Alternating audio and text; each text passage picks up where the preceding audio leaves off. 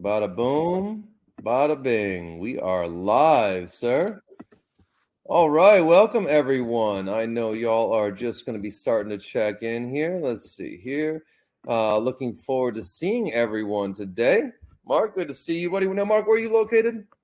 I'm just outside of Cleveland, Ohio. Just outside of Cleveland, Ohio. That's right. Okay.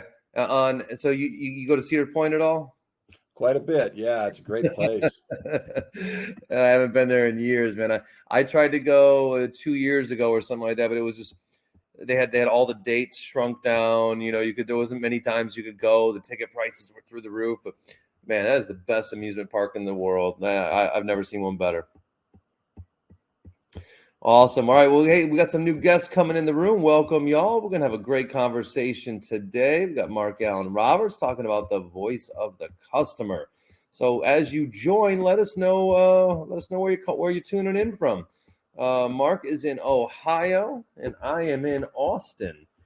We've got Hannah, Jonathan, and Kaibeth, I believe. I would love to know how to pronounce that if I said that one right. But welcome. Let us know where you're from. Let us know where you're from.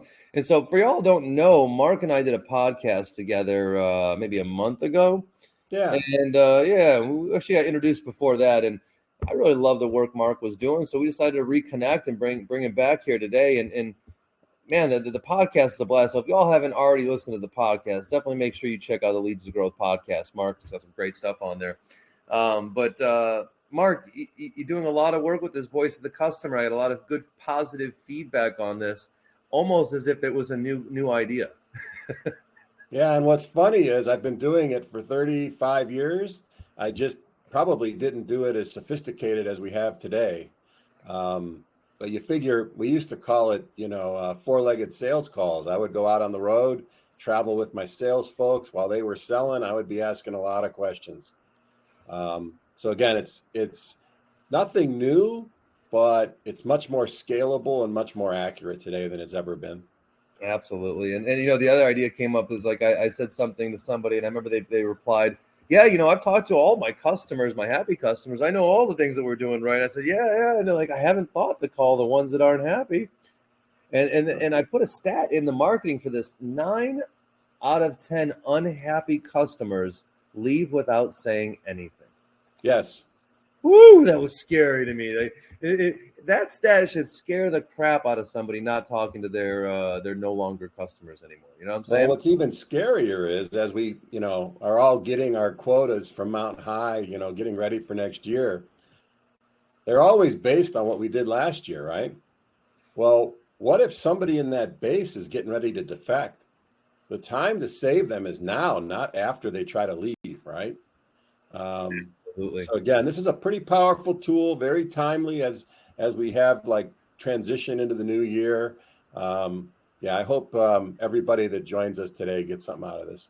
I'm sure they will. And I know I got 3 or 4 CEOs, a CEO, a CRO, and some other board member who actually emailed me asking for the replay of this beforehand. So definitely a lot of interest. So let's cut my mumbo jumbo up. I'm just playing with these little background effects that Webinar Jam got going now. But listen, let me shut my mouth here and introduce y'all. So for y'all who don't know, this is a sales problem fixer, as you may find out by searching on Google. But Mark Allen Roberts is a voice of customer expert. This guy's killing it. And he's been around a lot, but this idea has been around a lot, right? And Mark's doing a great job of evolving it. But the one thing that we can't forget, the market's changing so much, sales is changing so much, technology is changing so much, our customers are changing so much. So staying in touch with our customer can be the number one most important thing we do. And as we said, your customer's voice and feedback is the number one data set that you need moving into 2022 to know that you're on the right track. Without that, you're shooting in the dark. So, Mark, I'm going to turn it over to you, my friend.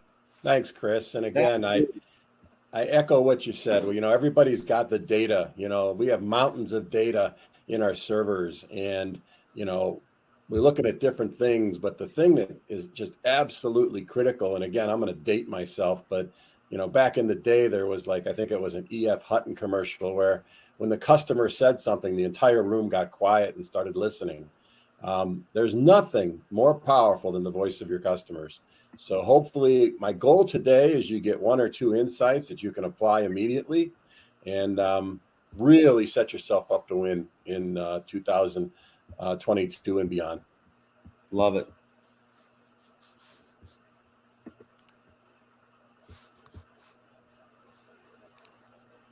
So let's first start out with some myths. Hold on, Mark. What myths or half-truths? Real quick, are you screen sharing? Yeah.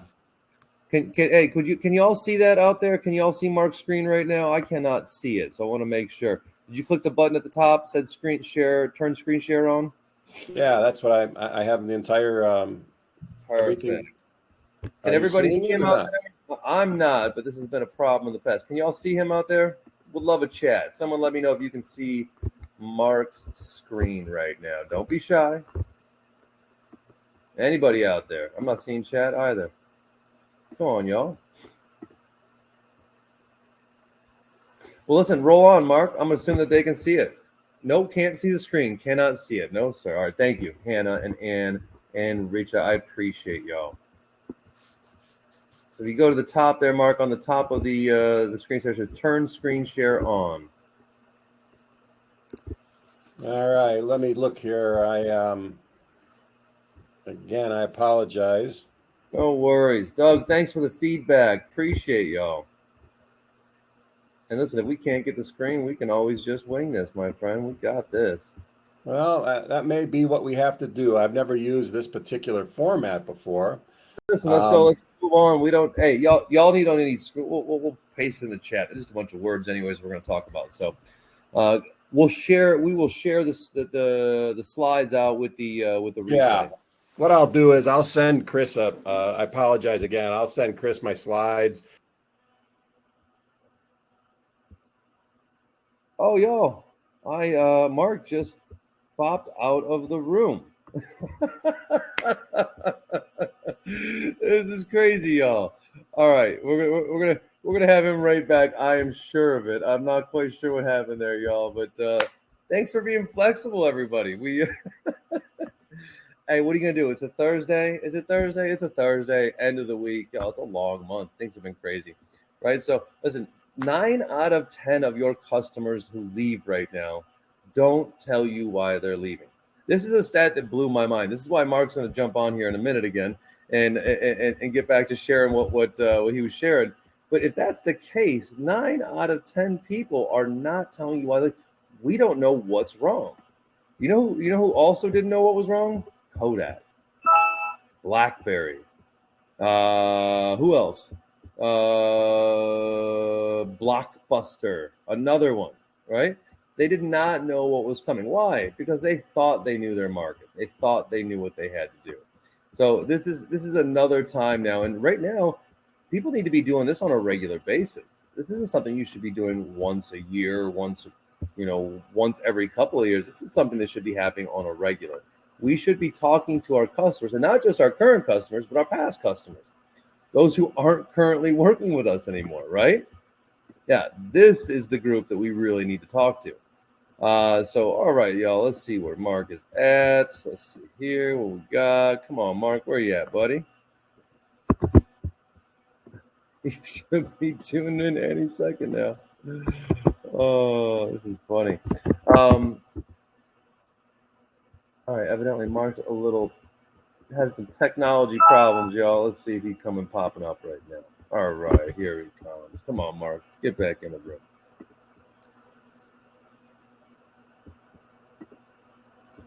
Change is important. Absolutely, Katrina. Change is essential, right? You know what I also read? I also read that most companies right now, because we're all doing a lot of the same thing. There we go. All right. Mark, we're back. Hey, Mark, that wasn't your fault. That was my fault, Bart. I promise it gets better, man. Don't delete me again, okay? Uphill from here or downhill. Let's go. Hey, I'm just curious. Who's on the phone with us today? Is there a way that they could chat in and let us know what role? Yeah, as Mark gets rolling here, let Mark get rolling. Let us know what role you're playing right now and what you're doing, so we can make sure we stay on topic for y'all. All right, Mark. So Mark, what got you into the whole idea of voice of customer, and tell me about some of the experiences that you're having right now, because I think that was the idea that people are like, whoa, if I'm not listening to my customers, what am I missing out on? Well, what got me into this was, again, I was really blessed. Right out of college, I worked for Frito-Lay. They trained me to be a trainer. But then I went to a small plastics company, about 4 million in sales. And the CEO was amazing at listening to the market. And he taught us all how to listen, look for problems to be solved. And we took that little company to 300 million and sold it. If you've ever tried to buy music and it was in a piece of plastic so you couldn't steal it, that was us. If you've ever gone to Best Buy or Walmart and there's a big piece of plastic around something that has to be taken off at the counter, that was us. If your kids ever back in the day, if you're my age, ever had a video from Disney, the box it came in, that was us, right? And the way we grew so fast, though, was we were out there asking great questions and trying to understand unresolved market problems. And like I said, we grew that company by listening and adapting to what our customers want and needed. So today, fast forward, back then we did it with interviews. There was one year I spent 18 months out in the market just interviewing music retail chains, music leaders, Sony Music, people like that. And then we gathered enough information to develop a strategy for growth. But today we can do that on the phone. Typically, it takes us about 7 weeks. And we can contact anywhere from 100 to 400 of your customers. Lately, what's been happening is people are asking us to contact their prospects and clearly understand a couple things. First of all, why do they buy from you? We ask people that, hey, why do people buy from you? And I'm not going to point any fingers, and I really got to be careful. But, I had a client tell me, well, we're the only person in North America that does X, right? But when I went out and talked to their customers, that not only is that not true, they're like the number 4 person in that industry, right? So we really need to build our strategies and our tactics around facts. So we start with voice of the customer research. I'm really blessed. I have a PhD from Case Western Reserve on our team. And the way she shapes the questions is we get people to talk. And what we'll do is we'll go out, we'll interview your customers. We find out, why are they buying from you? What are they buying that they should have been buying from you? That one is usually really enlightening to a lot of CEOs. The other one is, what percent of your wallet, your dollars of spend are you spending with me, and how much is left for other people?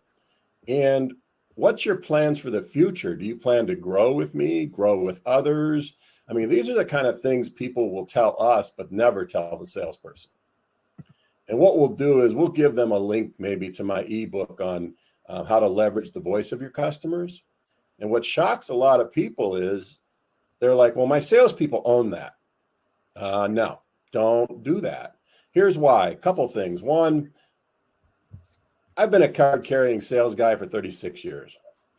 And if I was working for a large corporation and I was doing voice of the customer work and they told me that the main reason why I didn't get a sale was my follow-up was 3 days late, am I going to tell you that? No, what I'm going to tell you is the price was too high. We were missing 2 or 3 features that the competitor had. And oh, by the way, the other rep was the only rep that went to that buyer's daughter's wedding, right? No. So what we want is, and also in fairness to salespeople, the buyers have a relationship with you. So they never want to strain that relationship, just like you don't want to strain the relationship with them. So a third party can often do that. And the third party can be somebody in your company. When I worked at Pragmatic Marketing, we taught product managers how to do this. So it could be somebody in your company. It could be a third party. But what we're looking for are those actionable insights.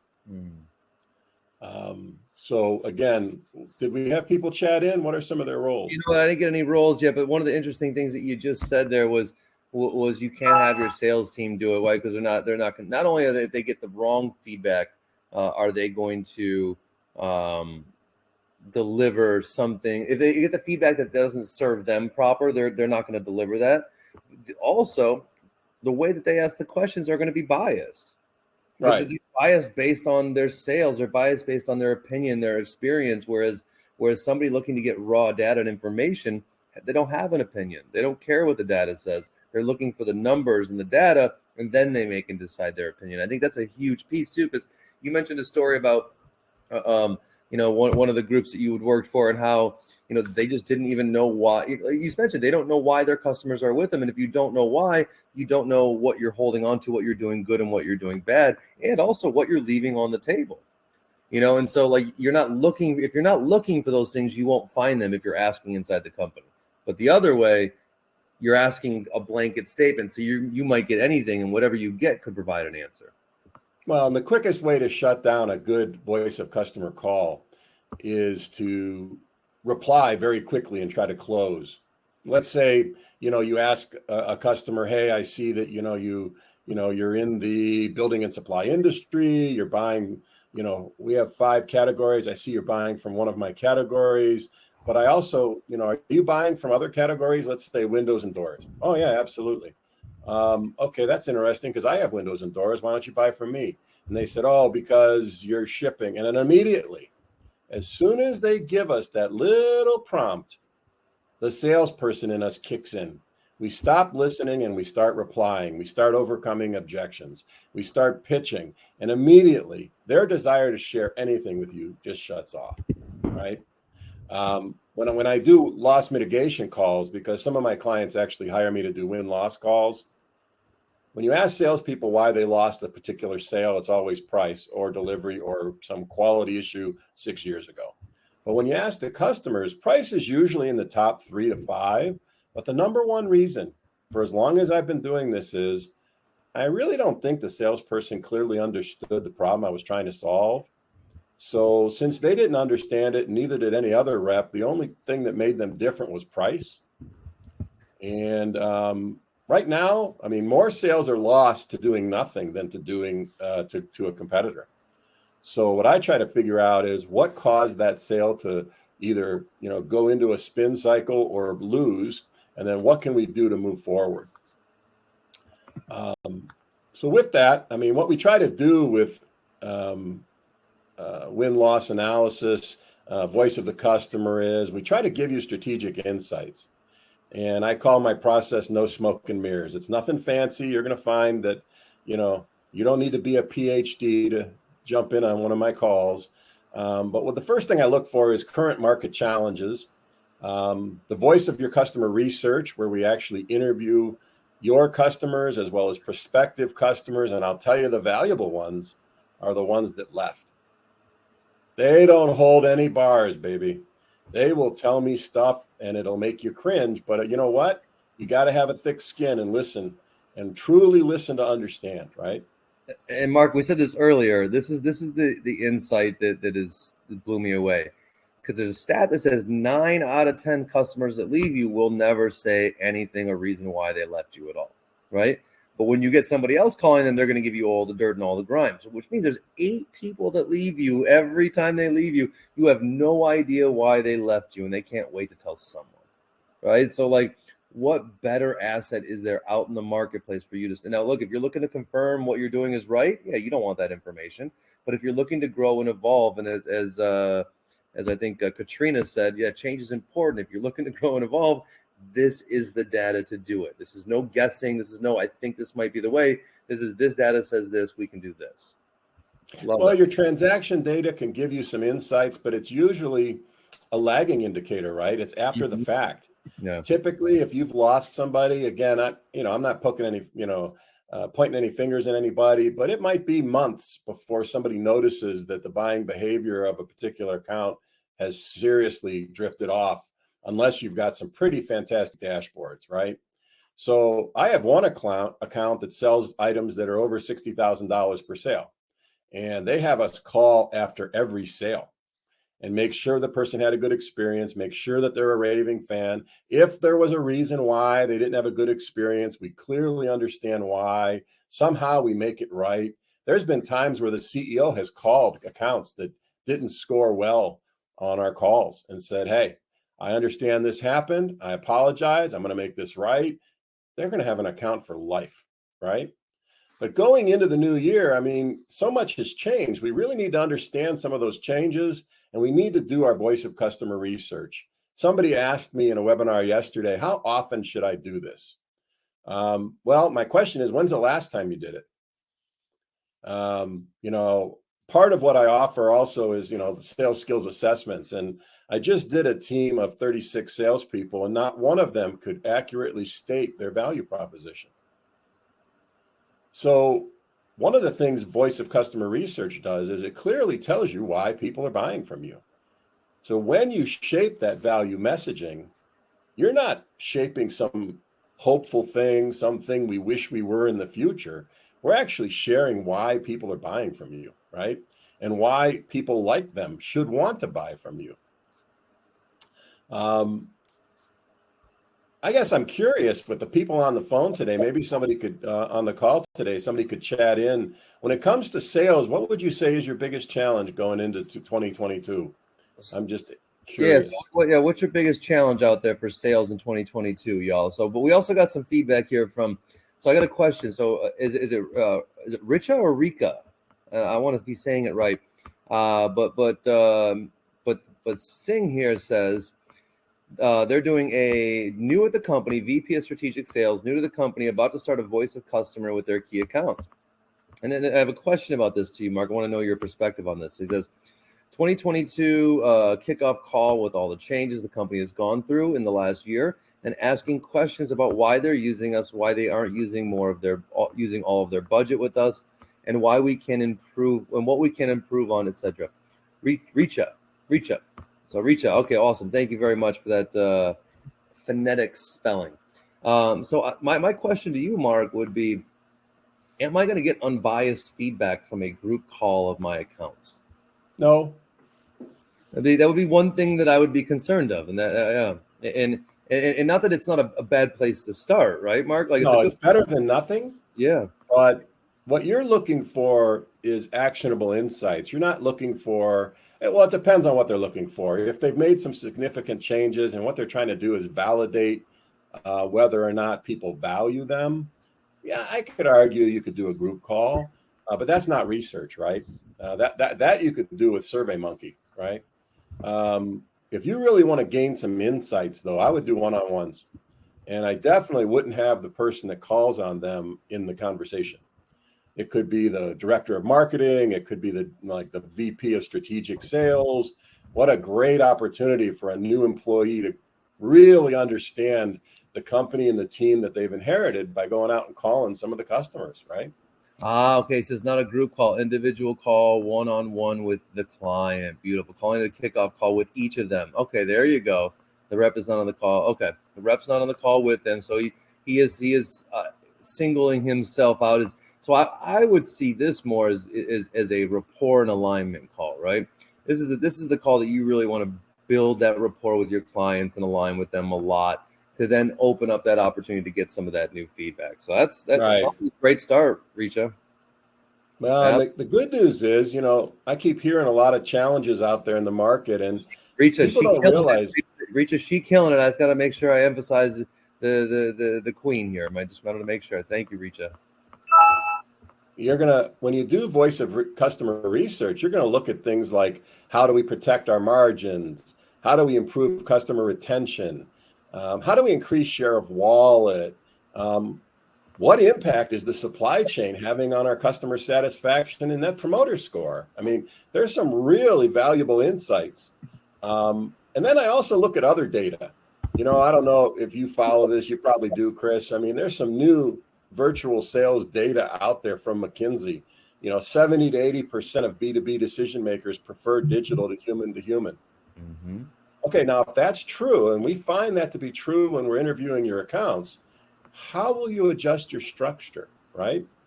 I had one of my accounts in Milwaukee area. 63% of their customers during COVID said they preferred virtual, because the CEO was worried that they were losing sales because of virtual. And actually, and then again, the way the questions are written, some of the people went on to say, you know what? I love the company, but for years, their salesperson would show up, maybe bring breakfast burritos, hang out in the office, bother my salespeople. What should have been an easy 20-minute conversation ends up being half a day, and I don't have half a day. With virtual, they love it. Now, if it requires face-to-face, great. But the other one that really shocked me was again, you know how you read something and it's like, wow, that's the opposite of what I would have guessed. The research shows 70% of B2B decision makers are open to making a remote purchase up to $50,000. Because the gut field sales guy in me says, oh, no, man, if it's over 10 grand, I got to meet him, right? Well, here's the one that really blew me away. 27% said purchases up to $500,000. Wow. You remember, man, what is it, 20 years ago when people were like, no, I'm afraid to put my credit card online? Yeah. y'all tuning in here probably don't remember that, but there was a time when people were like, oh, buy something on the internet? Are you crazy? Are you high? I'm not giving the internet my credit card number. And now you're saying they're willing to buy up to $1 million.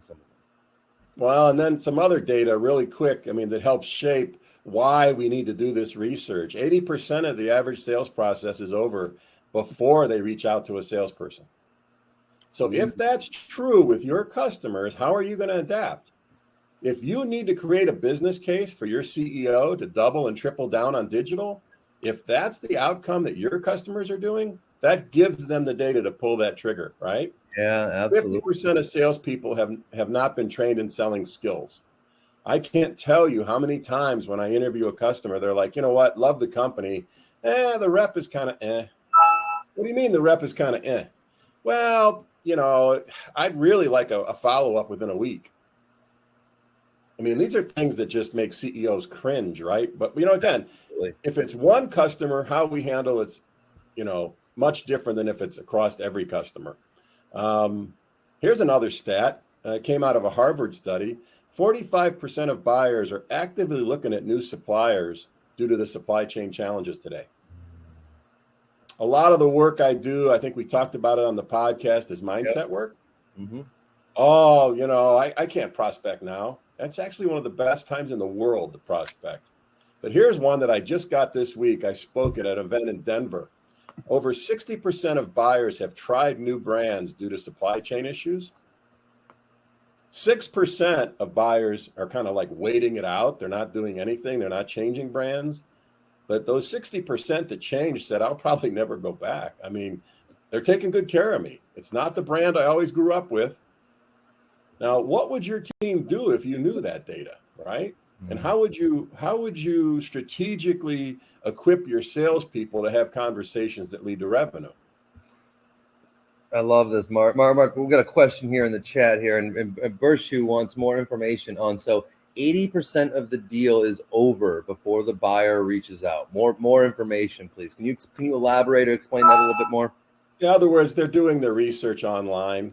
Back in the day when I, went into sales, I had that big black bag where I had a 3-inch binder in it. I didn't even have a cell phone or a laptop, but buyers had to meet with me. I was the keeper of the keys. I had all the information. Sometimes I'm finding on the research, buyers know more than the salesperson does. Yeah. So they're doing a lot of research, and they're not only, here's the scary one that some of the research is shocking me, and it probably doesn't shock you, but not only are they looking up the company and how happy their customers are, they're even glowing into your Glassdoor account and is like, what are people saying about working at that company? One of the things we do is your Net Promoter Score, which is basically a math equation. How many people are happy? How many people aren't happy? And then what's your score, right? Number one indicator that drives a high Net Promoter Score is your culture.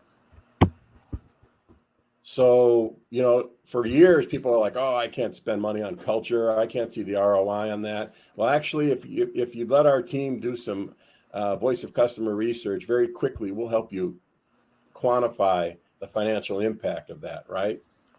But again, let's get into what the research does. Why do they buy from you? Why don't they buy from you?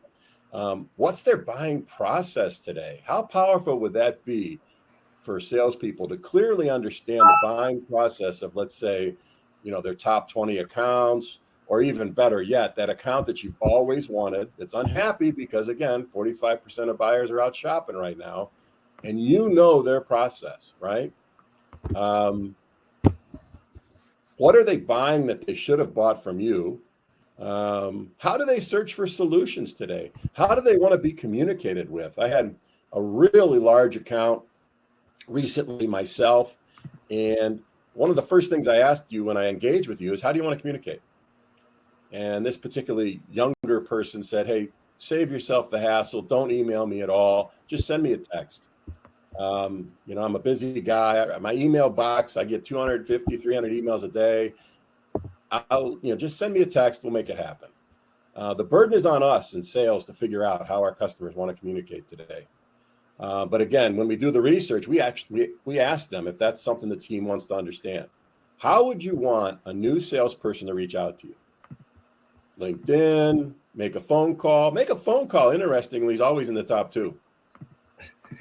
92% of emails never are opened, right? So I always want to make a silly point to this, but you see how the process is what's going on is most of the time when we're creating these processes, these strategies, these concepts, these marketing outreach channels, these sequences, these workflows, we're doing it from what we think is best. Yes. And this is a great start, but it's not where you need it. It'd be much better to start from what the customer thinks is best, right? And then you get the results. So it is really, it baffles me that how many times you really look at like how easy you could get the answers to the solution that people are really looking for, Mark. And taking the time to do it is so, I can't even imagine how much money is saved when you start with the customer in mind over the process. It's unreal. Well, and talk about big dollars. I had a client ask me to go through this process, brand new CEO. He took over his father's business. And the general gist from sales was we need to drop our prices 20% to really capture more share. And I says, well, before we do that, let's talk to a bunch of your customers, prospective customers. And I'll never forget, because again, part of my service is I give you an executive briefing where I'll go through the data, and I'll look at all the trends. I'll say, look, there's 3 or 4 or 5 things that everybody's saying, let's focus on those. I'll give you the Excel file if you want to really kill a long weekend, but I'd rather give you the data. But here's the one that just blew him away. In terms of price, his customers said, actually, their service is a steal. I can't believe they deliver what they do for the price that they charge, but don't tell them. The other one was one of his top 3 accounts was getting ready to leave. Nobody knew. And I have access to their CRM. I went into the account CRM. I see when we spoke to them last, what we pitched last, what was the customer's response, what's the next step. Nowhere, if we were just looking at the CRM, would we have known that customer was getting ready to leave. But we had time to fix it. So again, the Net Promoter Score, we look at things like, again, it's a shame I can't show you the slides, but they'll get a copy. In the sales process, how far along were your customers now, not just everybody, before they made that decision? Mark, I love this, man. We just got a comment here. Bershu, I've also found that customers love talking to real people as opposed to doing a survey or anything else or filling out a form. Yeah, that's a great call. Having a real person to be empathetic and hear you out, I think, is super strong. Listen, Mark, we got a hard stop today. Normally we got a little bit more flexibility. So, Mark, we're going to have to do this again. I think we might be doing a workshop in the first quarter to really start looking at some other opportunities to bring this conversation forward. But I promise I'll send out Mark's slide deck, and we'll make sure Mark gets an email out to y'all. So if y'all have any questions for Mark about customer, voice of customer research or anything, things he's doing, he can get you in touch with that. But hey, honestly, y'all make the party more fun. So thanks for being here. Thanks for being on chat, Bershu, Richa. Thanks for being patient with me. Katrina, really appreciate you. We got Doug was here, Hannah was there, Anne Marie was there. We appreciate it. Mark, thank you so much for being here, buddy. Have a happy holiday, everyone. Mark, you're awesome. Well, thanks for having me. And again, happy holidays, everybody. Let's connect on LinkedIn and let's really understand what our customers need and want. And that's it, y'all. This is a beautiful, simple concept, but I had a 50-50 chance. That's right, Richa. Hey, happy holidays, everybody. Don't forget to focus on your customer beginning the new year, and Mark and I will help you out with that. Thanks, everybody. See you on the next one.